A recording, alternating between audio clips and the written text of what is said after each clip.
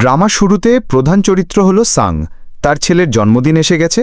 সাংয়ের মা তাকে কিছু টাকা দেন যেন ছেলেকে নিয়ে ডিনারে যেতে পারে, কিন্তু সাংয়ের আরও টাকার প্রয়োজন হয়। সে তার মায়ের এটিএম কার্ড চুরি করে। তারপর সে মায়ের সব টাকা তুলে নেয়। সে সেই টাকা ঘোড়দৌড়ে বাজি ধরে এবং 4 মিলিয়ন জিতে যায়। এখন সাং একটি কোম্পানি থেকে ঋণ নিয়েছে। এই কারণেই কিছু লোক তার পিছনে লেগেছে। তারা সাংকে অপহরণ করে এবং ভীষণভাবে মারধর করে। যখন সাং পকেট থেকে টাকা বের করতে চায় ফেরত দেওয়ার জন্য, তখন দেখে তার কাছে কিছুই নেই। এটাই সেই টাকা যা সে ঘোড়দৌড় থেকে জিতেছিল। তারপর তার মনে পড়ে পালানোর সময় সে এক মেয়ের সঙ্গে ধাক্কা খেয়েছিল। স্পষ্টতই সেই মেয়েটি তার পকেট কেটে নিয়েছে। কারণ সাং খুব গরিব, তাই তাকে 1 মাস সময় দেওয়া হয়েছে। এই সময়ের মধ্যে তাকে টাকা ফেরত দিতে হবে।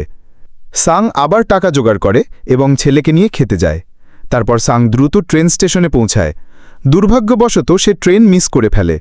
ট্রেনের অপেক্ষায় বসে থাকার সময় এক অচেনা লোক তার কাছে আসে। সাং লোকটিকে চিনত না, তার সম্পর্কে কিছুই জানত না। অজানা লোকটি সাংকে বলে, আমি তোমার সাথে একটা খেলা খেলতে চাই। সে সাংকে বলে, তুমি যদি এই খেলায় যেত তবে আমি তোমাকে 1 লাখ উবন দেব। এত বড় অঙ্কের টাকা শোনার পর সাং খেলায় অংশ নিতে রাজি হয়। অনেক মার খাওয়ার পর সাং খেলা জিতে যায়, অর্থাৎ সে 1 লাখ উবন পায়। অজানা লোকটি সাংকে একটি কার্ড দেয় এবং বলে, আরও টাকা কামাতে চাইলে এই নম্বরে যোগাযোগ করো। বাড়ি ফিরে সাংয়ের মাতাকে বলে, তোমার মেয়ে আগামী বছর তার সৎ বাবার সঙ্গে আমেরিকায় চলে যাচ্ছে।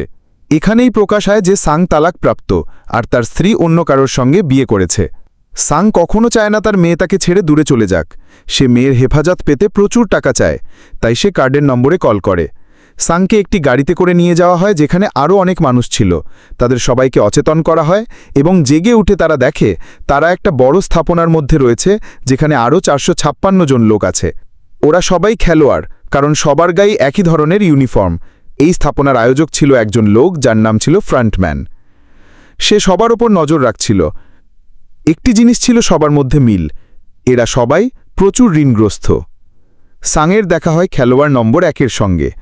সে ছিল এক বৃদ্ধ মানুষ, তার ব্রেন টিউমার আছে, এই কারণেই তাকে এখানে আনা হয়েছে। তার জীবনও প্রায় শেষ হয়ে যাচ্ছিল। দুজন খেলোয়াড়ের মধ্যে লড়াই হচ্ছিল, যেখানে মেয়েটির নাম ছিল সেবিয়ক আর ছেলেটির নাম ছিল জ্যাং। সেবিয়ক সেই মেয়ে যে সিয়ংয়ের টাকা চুরি করেছিল। সে তার পকেট ছিঁড়ে ফেলেছিল। সিয়ং তাকে দেখে চিনতে পারে। সে তার কাছে যায় টাকা ফেরত চাইতে। এদিকে কিছু প্রহরী গোলাপি রঙের পোশাক পরে হাজির হয়। তাদের মুখ ঢাকা ছিল। প্রহরীরা খেলোয়াড়দের বলল, তোমাদের এখানে মোট 6টি খেলা খেলতে হবে। এই খেলার বিজয়ী বিপুল অর্থ পাবে।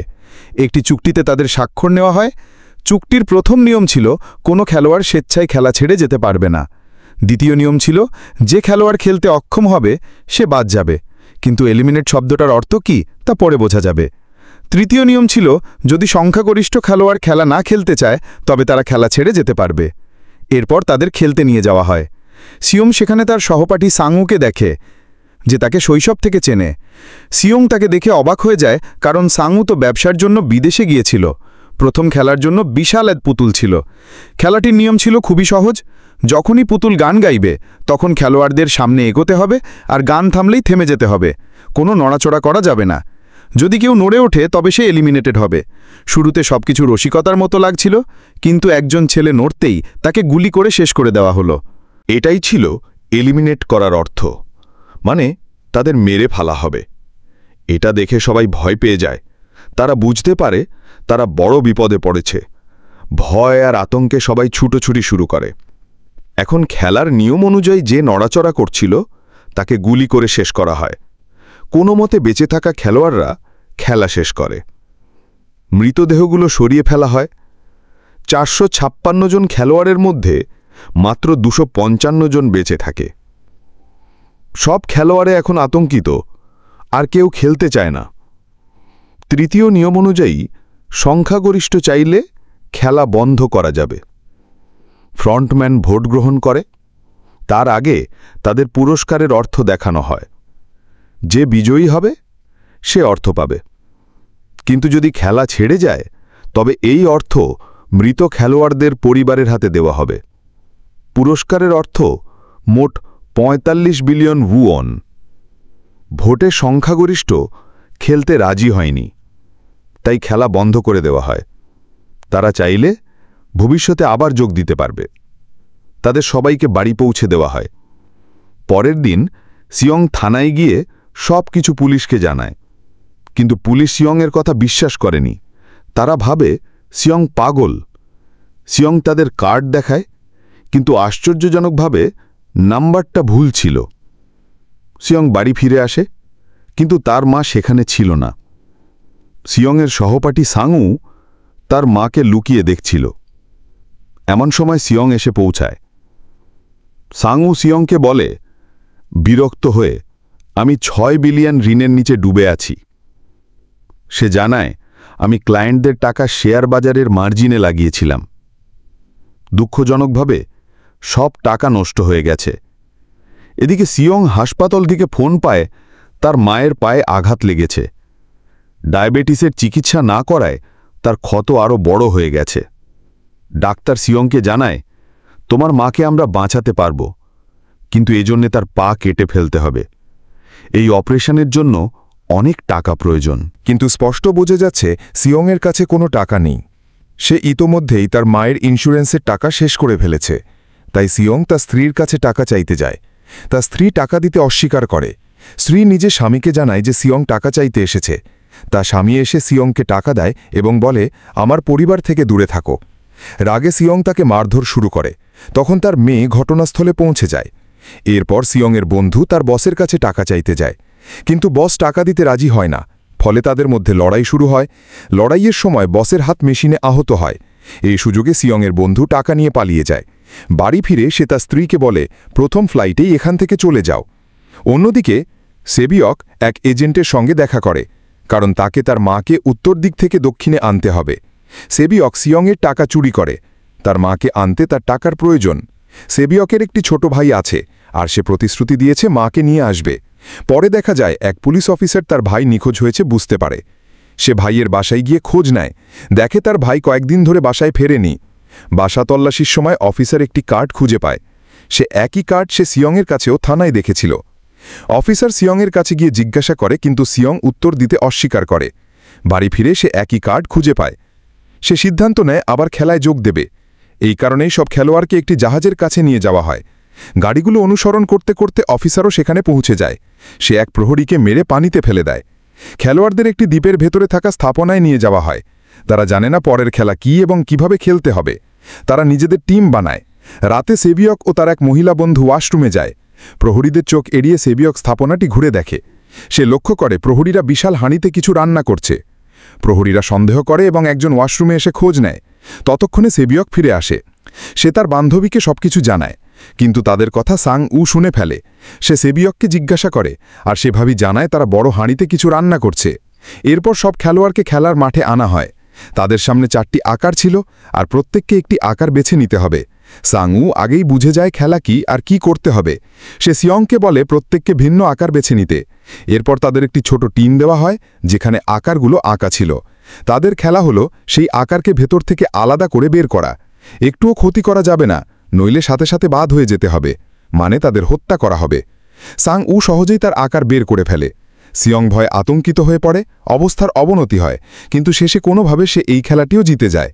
তাদের আবার কক্ষে ফিরিয়ে আনা হয়। 187 জন খেলোয়াড় বাদ পড়ে, আর মাত্র 108 জন বাকি থাকে। এরপর তাদের খাবারের জন্য নিয়ে যাওয়া হয়। খাবারের কারণে জ্যাং এক ছেলের সাথে ঝগড়া করে। জ্যাং ছেলেটিকে মারধর করে, ঘটনাস্থলেই তাকে শেষ করে দেয়। খেলোয়াড়দের মধ্যে একজন ডাক্তারকে দেখানো হয়। সে প্রহরীদের সাহায্যে মৃতদের অঙ্গপ্রত্যঙ্গ চিনির বিক্রি করত। এই কারণেই যখন মৃতদেহগুলোকে নেওয়া হতো তখন সেগুলোকে গায়েব করে দেওয়া হতো। সবকিছু একটি পরিকল্পনা অনুযায়ী হচ্ছিল। এগুলো সব ফ্রন্টম্যানের অগোচরে হচ্ছিল। এই কারণেই তারা নিজেদের লোককে কন্ট্রোল রুমে বসিয়েছিল। সে তাদের সব ভিডিও ফুটেজ মুছে ফেলত। প্রহরীরা আগেই ডাক্তারকে গেম সম্পর্কে জানিয়ে দিত, যাতে সে বেঁচে থাকতে পারে। একজন প্রহরী ডাক্তারকে জানাল যে আজ খেলোয়াড়দের কম খাবার দেওয়া হয়েছে, যাতে তারা নিজেদের মধ্যে লড়াই শুরু করে। এর ফলে দুর্বল খেলোয়াড়রা বাদ পড়ে যাবে। এর পাশাপাশি প্রহরী ডাক্তারকে তাদের পরের খেলার কথাও জানিয়ে দেয়। এবার 30 মিনিট পর লাইট নিভে যাবে। সাংউ জানত যে সং-এর দল কিছু বোকামি করবে। সে তার দলকে ডেকে শান্ত থাকতে বলে। ডাক্তার খেলোয়াড় জ্যাংয়ের দলে যোগ দেয়। এখানে ডাক্তার জ্যাংকে পরের খেলার কথা জানায়। এরপর লাইট নিভে যায় এবং জ্যাং তার দল নিয়ে সবাইকে আক্রমণ করে। একজন মেয়েকে শেষ করার পর জ্যাং সেবিয়েককে মারতে যায়, কিন্তু সং তাকে বাঁচায়। প্রহরীরা এসে তাদের থামায়। তখন কেবল ৮০ জন মানুষ বাকি ছিল। পরে তাদের তৃতীয় খেলায় নেওয়া হয়। তাদের বলা হয় ১০ জনের একটি দল বানাতে। তারা তাই করে এবং নিজেদের দল তৈরি করে। জ্যাং জানত পরের খেলা কি, তাই সে সেবিয়কের বান্ধবীকে তার দলে নেয়নি। সে শুধু পুরুষদের নিয়েই দল বানায়। সাং উও তার দল বানায়, কিন্তু তাদের একজন খেলোয়াড়ের প্রয়োজন হয়, তাই সেবিয়কের বান্ধবী তাদের দলে যোগ দেয়। আসল খেলা ছিল দড়ি টানাটানি, মানে সামনে থাকা দলকে টেনে ফেলতে হবে। খেলা শুরু হয়। জ্যাংয়ের দল সহজেই এই খেলা জিতে যায়। এখন সাংউর দলের পালা। নম্বর ১ খেলোয়াড়, বুড়ো মানুষটি বলে, আমি জীবনে অনেক দড়ি টানাটানি খেলেছি। তাই সে সবাইকে খেলা জেতার কৌশল শেখায়। অবশেষে তারা কোনোভাবে খেলা জিতে যায়। এরপর আবার দেখানো হয় ৩০ মিনিট পর লাইট নিভে যাবে। এই নিয়ে সাংউ তাদের প্রস্তুত থাকতে বলে। তারা সিদ্ধান্ত নেয় একে একে পাহারা দেবে। জ্যাংয়ের দলে বুদ্ধিমান খেলোয়াড় ছিল বলে জ্যাং ভয় পাচ্ছিল যে তার নিজের দলই তাকে সরিয়ে দেবে। এদিকে ডাক্তার এবং প্রহরীরা মৃতদেহ থেকে অঙ্গ কেটে নিচ্ছিল। প্রহরী নম্বর ২৮ এবং ২৯ এগুলো পৌঁছে দিতে যাবে। তারা একটি মৃতদেহ নিয়ে কথা বলছিল যেটির একটিমাত্র কিডনি আছে এবং তাকে জম্বি বলছিল। প্রহরী নম্বর ২৯ আসলে সেই পুলিশ অফিসার যে অঙ্গগুলো পৌঁছে দেওয়ার ভান করছিল। সে প্রহরীর পোশাক পরে আসে এবং সন্দেহ করে ওরা নিশ্চয়ই আমার ভাইয়ের কথা বলছে, কারণ তারও মাত্র একটি কিডনি আছে। এরপর ২৮ এবং ২৯ অঙ্গগুলো নিয়ে যাবার পথে বেড়ায়। পথে অফিসার টানেলে বোমা লক্ষ্য করে। নম্বর ২৮ বলে, যখন আমরা বের হব এই জায়গা উড়িয়ে দেওয়া হবে। অফিসার নম্বর ২৮-এর কাছ থেকে আরও তথ্য জানার চেষ্টা করে। নম্বর ২৮ তাকে সন্দেহ করে। সে তার মুখ দেখাতে বলে। মুখ দেখানোর সময় অফিসার বন্দুক তাক করে ২৯-এর দিকে।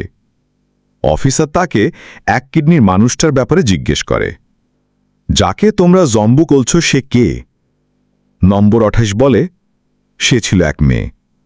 আর বলে, নেতার রুমে গেলে সবার ডেটা পাবে। সবকিছু জানার পর অফিসার নম্বর ২৮কে শেষ করে। অন্যদিকে ডাক্তার প্রহরীর কাছে পরের খেলার ব্যাপারে জানতে চায়, কিন্তু এইবার প্রহরীরাও জানত না পরের খেলা কি। ডাক্তার রেগে যায়। সে এক প্রহরীকে ধরে লড়াই শুরু করে এবং প্রহরীকে শেষ করে পালিয়ে যায়। একজন প্রহরী তাকে তাড়া করতে করতে খেলার মাঠে পৌঁছে যায়। প্রহরী ডাক্তারকে ফাঁদে ফেলে শেষ করে দিতে যাচ্ছিল। নেতা এসে তাকে শেষ করে দেয়, আর সাথেই ডাক্তারকেও শেষ করে। পথে যাওয়ার সময় সে ২৮ নম্বরের মৃতদেহ খুঁজে পায়। সে বুঝতে পারে প্রতিষ্ঠানের ভেতরে কেউ আছে। অফিসের নেতার ঘরে পৌঁছে যায়।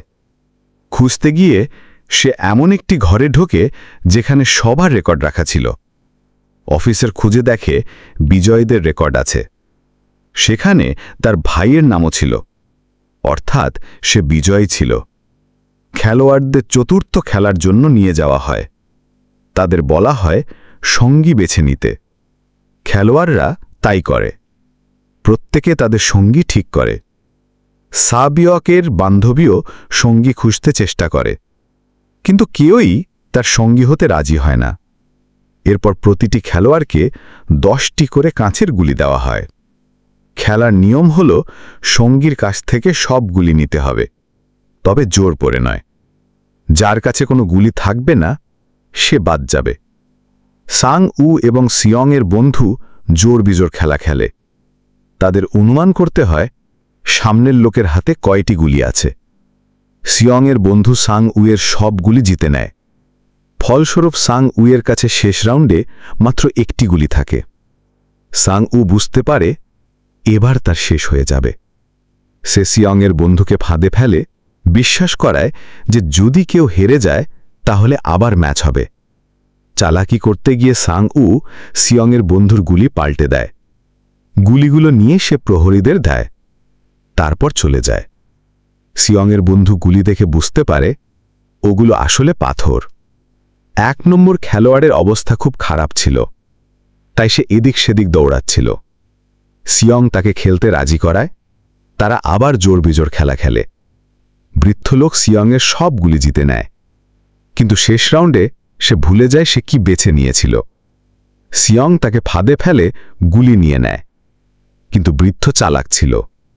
সে একটি গুলি লুকিয়ে রেখেছিল।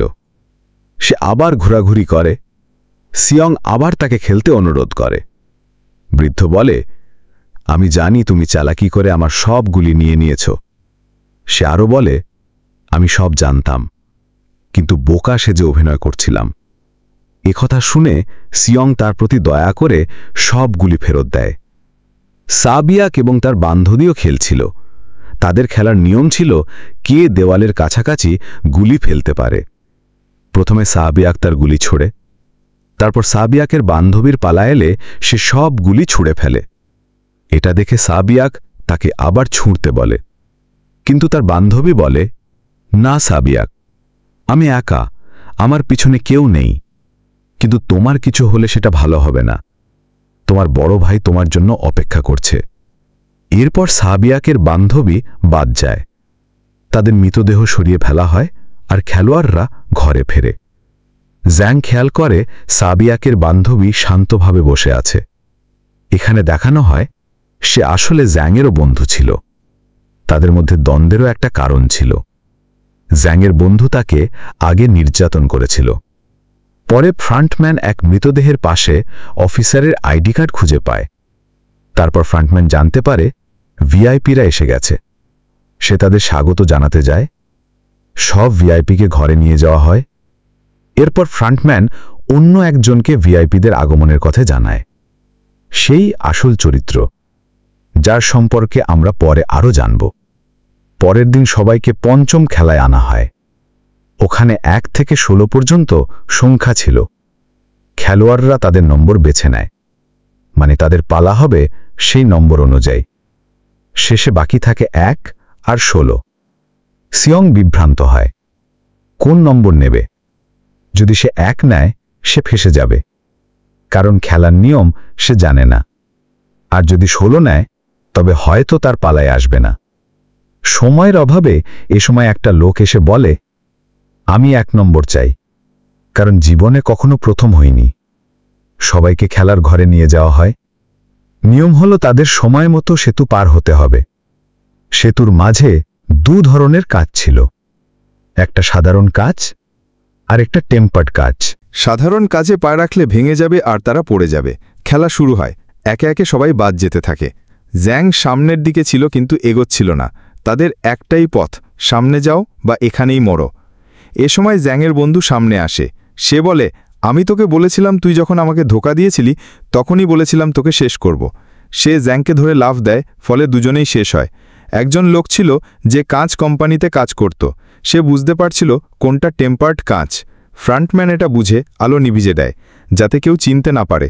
শেষ ধাপের সময় ফুরিয়ে আসছিল, তখন স্যাং উ লোকটিকে ধাক্কা দিয়ে ফেলে দেয়। স্যাং উ, সিয়ং আর সাবিয়ক সেতু পার হয়, কিন্তু কাঁচ ভাঙার কারণে তারা আহত হয়।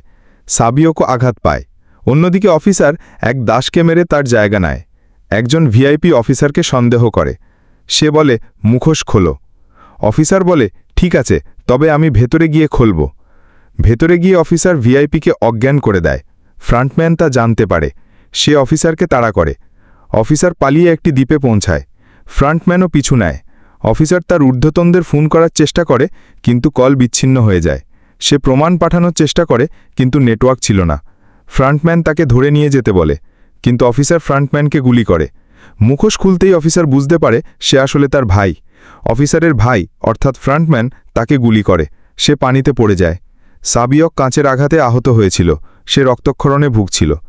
তারপর জীবিত যারা ছিল তাদেরকে ডিনারে নিয়ে যাওয়া হলো। তাদের পাশে একটি ছুরিও রাখা হয়েছিল।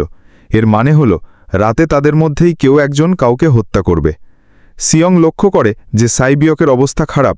সে সাইবিয়ককে বলে, চিন্তা করো না, আমরা একসাথে আছি এবং স্যাংওকে হারাবো, তারপর আমরা বেরিয়ে যাব এবং টাকা ভাগ করে নেব। সাইবিয়ক তাকে বলে, আমার একজন বড় ভাই আছে, আমি তাকে এতিমখানায় রেখে এসেছি। আমাদের মধ্যে একজন বের হলে তাকে 2 পরিবারের দায়িত্ব নিতে হবে। সাইবিয়কের অবস্থা আরও খারাপ হচ্ছিল। তার ডাক্তার প্রয়োজন ছিল।